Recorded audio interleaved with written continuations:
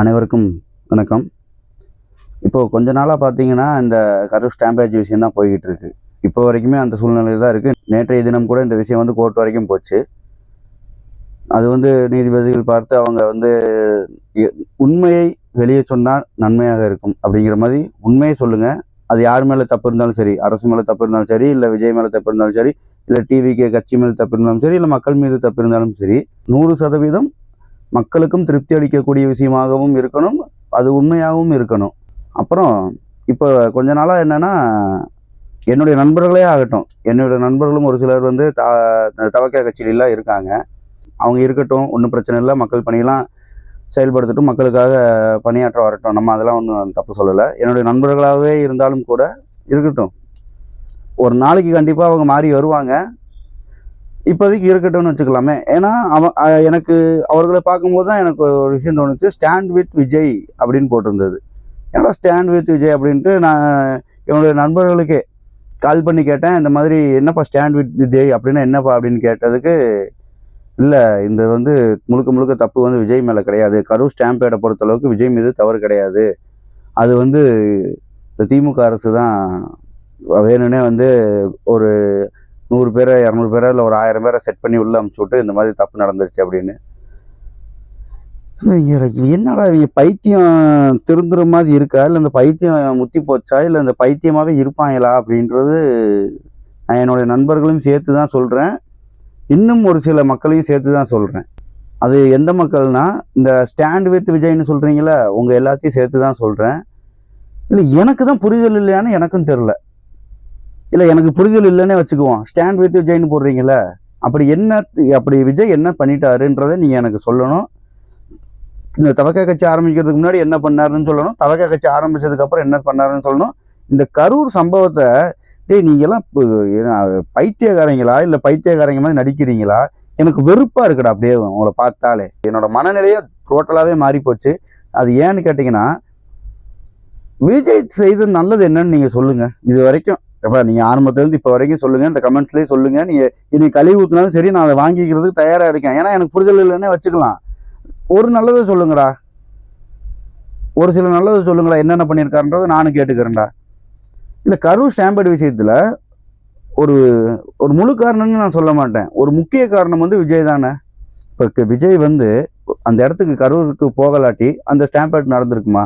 இப்போ நம்ம கேள்வி என்னன்னா, விஜய் வந்து இல்லைங்க அதுக்கு எனக்கு எந்த சம்மந்தம் இல்லைன்னு சொல்றதுல கூட சரி பயப்படுறாப்புல, ஒரு பயந்தாங்கோலி தொடநடுங்கி இப்படி சொல்றாப்புல, மக்களை அது வந்து மாத்துறாப்புலன்னு வச்சுக்கலாம். நீங்க நீங்க மனசாட்சியை தொட்டு சொல்லுங்கடா, விஜய்க்கும் அந்த கரூர் ஸ்டாம்பேடுக்கும் ஒரு ஒரு துளி கூட சம்பந்தம் இல்லைன்னு. அவரு பண்ணல சரிங்களா. இப்ப எல்லாத்தையும் கொன்னது அவர் தான் சொல்லல. ஆனா அந்த கூட்ட நெரிசலை வந்து ஆர்கனைஸ் பண்ணது, அவர் வந்தது சரியா, அவங்க கட்சியில இருந்தவங்க தானடா. மத்தியானம் 12 மணிக்கு வரேன்னு சொல்லிட்டு நைட் 7 மணிக்கு வந்தது. சென்னையில இருந்து நாமக்கல் கிளம்புனது, வீட்டுல இருந்து 8:45 கிளம்புனது. அவர் என்ன குழந்தையாடா? ஒரு குளிப்பாட்டி அவரை ட்ரெஸ் மாட்டி குழந்தைய நம்ம கூட்டிட்டு போவோம் பார்த்தியா, அந்த மாதிரி இப்ப கூட்டிட்டு போகணுமாப்பா? ஏப்பா உங்க தளபதிய பைத்தியகார பயலுகளா? ஸ்டாண்ட் வித் விஜய்னு நீங்க எதுக்குடா போடுறீங்க? Why stand with Vijay? Reason tell. ஒருத்தன் சொல்லுங்கடா கமெண்ட்ஸ்ல வந்து அவர் பண்ண நல்லது எதுன்னு சொல்லி. ஆனா அந்த தமிழ்நாடு இப்படி கிறுக்கங்கிட்ட மாட்டிக்கிட்டு இருக்குன்றத நான் சத்தியமா நான் நினைச்சு கூட பார்க்கல. நான் பல காணொலியில சொல்லியிருப்பேன்.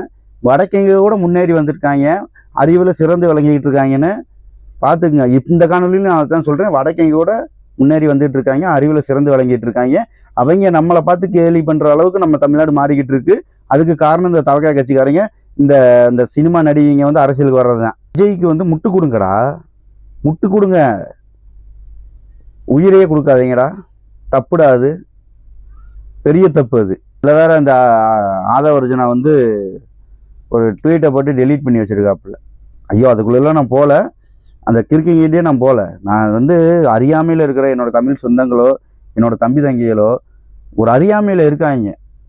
ஏன்னா ஸ்டாண்ட் வித் விஜய்ங்கிறது போடுறதே வந்து ஒரு அறியாமை தான். அதை நான் ஒத்துக்கிறேன். ஒரு அவங்களுக்கு ஒன்றும் தெரியலன்றது தான் உண்மை.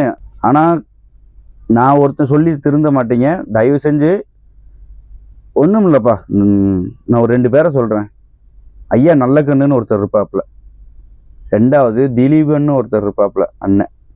இவங்க 2 பேர்த்தையும் நீங்க படிங்க. அந்த 2 பேர்த்தையும் படிங்க. அரசியல் சூழல் என்னன்றதை நீங்க கத்துக்குவீங்க. தெரிஞ்சுக்குங்கடா தயவு செஞ்சு. டேய் ஒன்றும் இல்லை, இன்ஸ்டாகிராமில் தானே நீங்கள் குடியிருக்கீங்க, அதில் போட்டாலே வருதுடா. திலீபன்னு போட்டு பாருங்க, எத்தனை ரீல்ஸ் வருதுன்னு மட்டும் பாருங்க. அவர் என்ன பண்ணியிருக்காருன்றதை பாருங்க.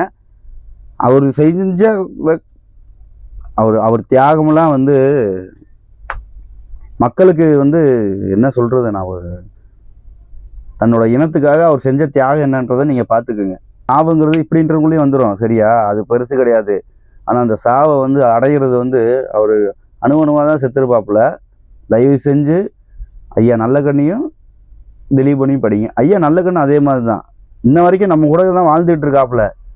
அவர்லாம் காலை கழுவி குடிங்கடா இந்த தவக கட்சியில் இருக்கிறவங்க, அப்பயாவது புத்தி வருதான்னு பார்ப்போம். ஐயா நல்ல கண்ணு காலை கழுவி குடித்தாலும் தவக கட்சிக்காரர்களுக்கு புத்தி வந்தா சந்தோஷம். நீங்க தெரிஞ்சிட்டீங்கன்னா சந்தோஷம். உங்களுக்கு என்ன இந்த பைத்தியம் முத்தி போய் கிடக்கல, பைத்தியம் சரியாயிடுச்சுன்னா பெரும் சந்தோஷம் எனக்கு. நீ என்னப்பா இவ்வளவு இதா பேசுறிய, உனக்கு எல்லாமே தெரியுமான்னு கேட்டீங்கன்னா கத்துக்கிட்டு இருக்கேன்டா. நல்லது எது கெட்டது எதுன்றது தெரிஞ்சுக்கிட்டு இருக்கேன், இன்னும் தெரிஞ்சுப்பேன். முழுசா என்னால தெரிஞ்சுக்க வேணாம்டா. எனக்கு எது நல்லதுன்றது தெரியுமில்ல. டேய் அதைத்தான் நானும் சொல்றேன், உங்க சுயநலமாவே யோசிங்கடா. உங்களுக்கு எது நல்லதுனாலும் பாருங்கடா. உங்களுக்கு திராவிடம் நல்லதுலாம் வராதுடா. டேய் சத்தியமா சொல்றேன், உங்களுக்கு திராவிடம்ன்றது வந்து ஒரு கேடுதான்டா தரும். அது என்னப்பா தவக கட்சியை பேசிட்டு மொத்தமா திராவிடம் பேசுறேன். அப்புறம் தவக கட்சி என்ன திராவிடத்தை தானே தூக்கிட்டு வருது. இங்க பாரு, நான் வந்து தவக கட்சியை திட்டுறதுனால நான் வந்து டிஎம்கே காரணம் ஏடிஎம்கே காரணம் கிடையாது, சரியா? நான் ஒட்டுமொத்த திராவிடத்தையும் தான் சொல்றேன். அது ஒரு கேவலமான அரசியல் சித்தாந்தம், ஒரு கேவலமான அரசியல் சித்தாந்தம்ங்கிறது திராவிடம். பார்த்துக்க, ஒன்னையும் அழிச்சுக்காத. நீ கொஞ்சமா செல்ஃபிஷா யோசிங்கடா, சுயநலத்துக்காக யோசிங்கடா. எனவே என் அறிவார்ந்த சொந்தமே, அறியாமையில் இருக்கிற என் தம்பி தங்கைகளே, தயவு செஞ்சு ஸ்டாண்ட் வித் விஜய்னு போடாதீங்க. இந்த திரைபிம்பத்தை உடைச்சு வெளியில வந்துருங்க. கொஞ்சமாவது வாங்க. நான் இந்த இடத்துல ஒன்று சொல்லிக்க விரும்புகிறேன். நான் என்ன சொல்றது, நான் இந்த லாஸ்டா வந்து ஒரு 6 மாசமாக எந்த திரைப்படத்துக்கும் போல, எந்த திரையரங்குக்கும் போல. ஏன்னா எனக்கு பிடிக்கலன்னு வச்சுங்களேன். அதனால எனக்கு என்ன கிடைக்குதுன்னு சொல்லுங்க. ஒரு திரைப்படத்துக்கு போனா எனக்கு இந்த ஒரு நல்லது கிடைக்குது, அதுல இருக்கிற நல்லதை நான் எடுத்துப்பேன். எந்த நல்லதை நான் எடுத்துப்பேன் சொல்லுங்க. இந்த 6 மாசத்துல வந்து நல்ல படம் எது, நான் அந்த படத்துல இருந்து எதை எடுத்துக்கலாம்?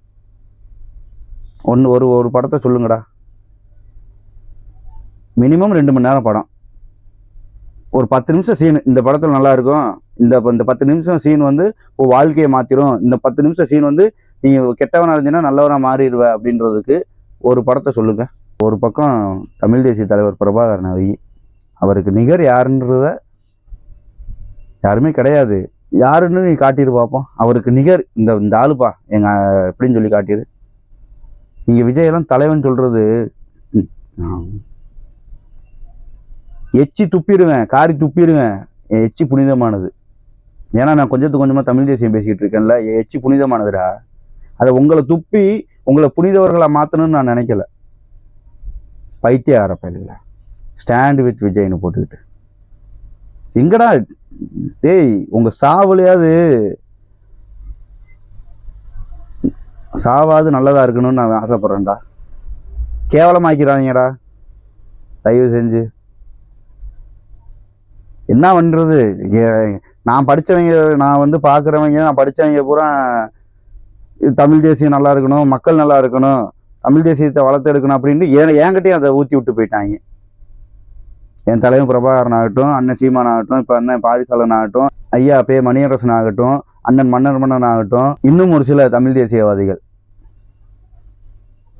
அவங்க கிட்ட இருந்து கத்துக்கிட்டு அவங்கள பார்த்து இப்போ கொஞ்ச நாள் அவங்கள பார்த்து வளர்ந்தது இப்படி கோவப்பட வைக்குது என்னைய. இல்லாட்டி நாசமா போங்கடான்னு நான் பாட்டுக்கு விட்டுட்டு போயிடுவேனே. அவங்க அப்படி போலையே, அவங்க மக்களுக்காக இப்ப வரைக்கும் நின்னாங்க. சரி, நம்மளும் ஏதோ நம்மளால முடிஞ்சதை கொண்டு போகிட்டு போய்கிட்டு இருக்கேன். இந்த ஸ்டாண்ட் வித் விஜய்ன்றது போடுறதெல்லாம் அறியாமையில போடுறீங்க, சரியா? அறியாமையில இருந்துகிட்டே இருந்தீங்கன்னா அது மிகப்பெரிய தப்பாயிரும், சரியா? மிகப்பெரிய தப்பாயிரும். அது உங்களுக்கு கேடுதான் தரும், உங்களை சுற்றி இருக்கிறவர்களுக்கும் கேடுதான் தரும், ஒட்டுமொத்த தமிழ் இனத்துக்குமே அது கேடுதான் தரும். எனவே மீண்டும் மீண்டும் அந்த தவறை நீங்க செய்யாதீங்க. இந்த நான் ஹைகேட் டிவிக்கு நான் சொல்லலை, சரியா?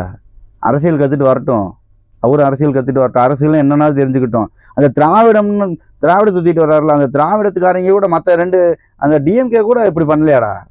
இருந்தாலும் அதுக்கும் கேவலமாக பண்ணிட்டு இருக்காப்புல. அதைத்தான் நான் சொல்கிறேன்ல, விஜய் வந்து இல்லை நான் எந்த தப்பும் பண்ணலன்னா கூட சரி ஓகே, ஒரு நியாயம் இருக்குது. நீங்கள் ஸ்டாண்ட் வித் விஜய்ன்றது போகிறது பெரிய எந்த நியாயமும் கிடையாது, அநியாயமாக இருக்குது. போடுறவன் ஒவ்வொருத்தனையும் வந்து மூக்கிலே குத்தணும் போல இருக்குது.